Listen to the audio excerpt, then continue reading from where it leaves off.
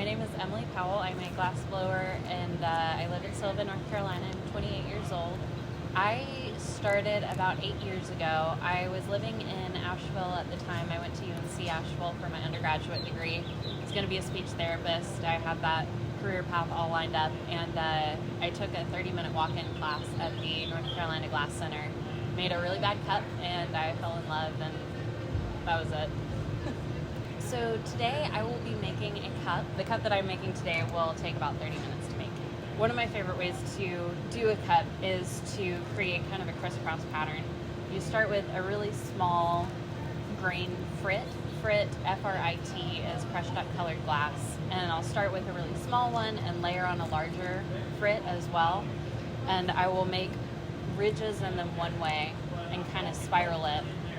And then I'll spin it the other way, and then all of a sudden it makes this really cool like crosshatch effect. So I think I'm going to make it as a wine glass. So essentially glass blowing starts off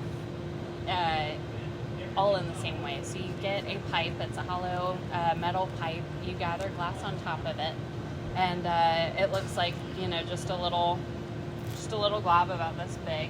Then you can add any color on that you want. You can roll it up and frit that crushed up colored glass, and then you blow a bubble into it. You just add a little bit of air into the end of the pipe and you trap it with your thumb so it pushes out, and then the glass, hopefully it's shaped in an even way, and it'll just start to expand, and it creates a hollow form at that point. So after that, it's essentially just shaping it however you want. Typically we'll use either metal or wooden tools. Sometimes we'll use wet newspaper as well. We'll shape the glass, we reheat it in a reheating chamber. It's called the glory hole. That's the industry term for it. That stays at about 2200 degrees. So you are constantly going in and out of the glory hole to reheat, and then you can blow into it more, you can shape it. And to make a cup specifically, you start kind of from the bottom up.